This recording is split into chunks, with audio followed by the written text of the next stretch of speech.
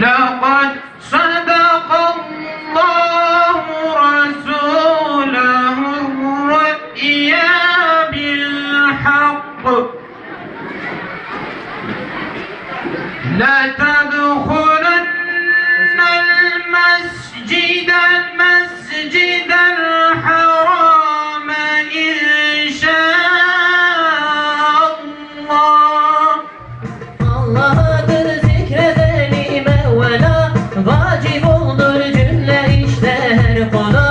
Allah'adır her kim ol evvel ona, her işi adalete Allah ona.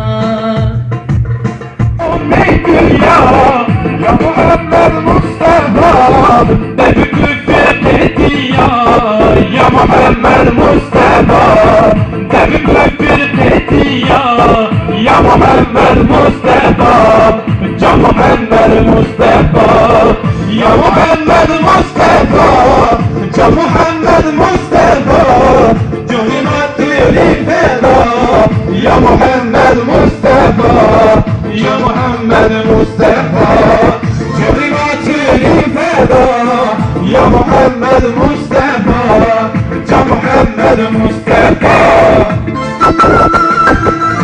صلوا على محمد اللهم صل على سيدنا.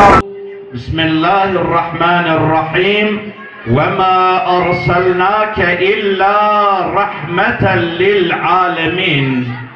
Ya Muhammed, senin gönderiliş nedenin bütün alemlere, yani sadece insanlara değil, cinlere değil, bütün mahlukat, bütün canlılara sen rahmet olarak gönderildin.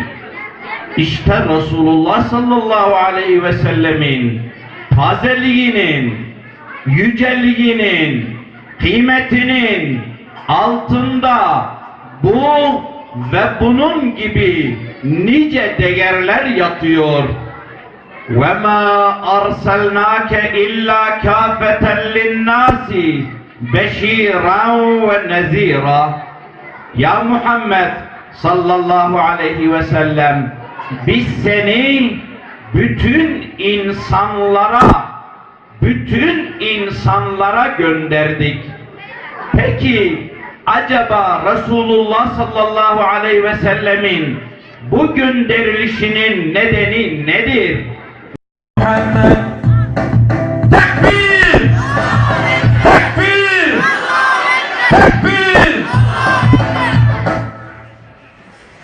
Esin sen arsın, sen nur üstüne nursun, sen Süreyya ışığısın, ey sevgili, ey Resul, sana söz verdik, doğruluktan ayrılmayız.